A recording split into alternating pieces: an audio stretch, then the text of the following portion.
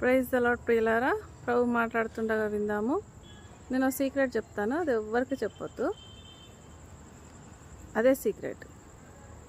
So మనం ఏమనుకుంటామంటే ఏదన్నా ప్రేయర్ అవసరం ఉంది, లేదంటే ఏదైనా ఇంపార్టెంట్ విషయం ఉంది అంటే మనం ఏం చేస్తామంటే ఫస్ట్ ఎవరికో చెప్తాం.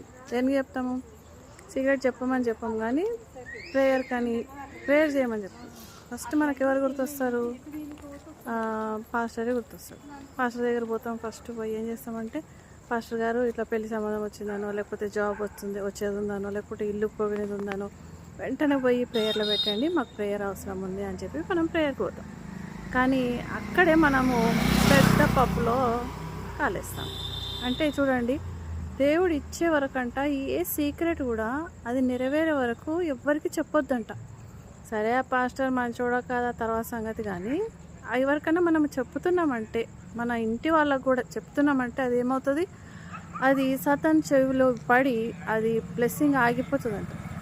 ఇక దీనికి తోడు మన పాస్టర్లు, దొంగ పాస్టర్లు ఉంటారు కదా, ఇక వాళ్ళు ప్రేయర్ టవర్లని అవన్నీ ఇవన్నీ పెట్టి మన సీక్రెట్స్ అన్నీ తెలుసుకొని మనకు వచ్చే బ్లెస్సింగ్స్ అన్నీ నాపడానికి వాళ్ళు ఆ టవర్స్ పెట్టుకొని 24/7 ప్రేయర్ చేస్తుంటారు.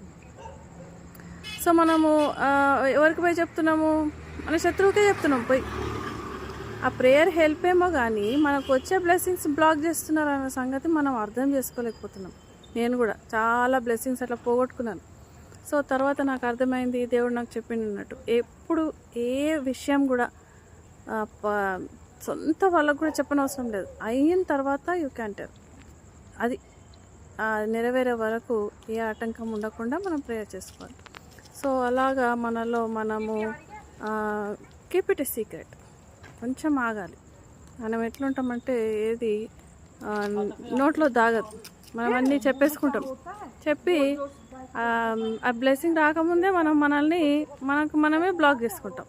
సో మనం ఏం చేయాలి? కొంచెం వెయిట్ చేయాలి, కనిపెట్టాలి, ప్రభు కోసం కనిపెట్టాలి.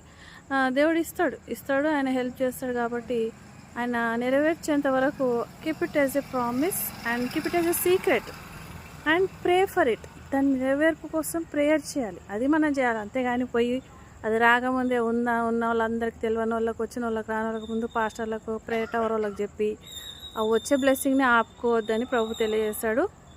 You also practice it. చూడండి, ఒకటి చేసి చూడండి, మీకే తెలిసిపోతుంది. సో ఎవరో దొంగలు బయట లేరు, మనోళ్ళే దొంగలు.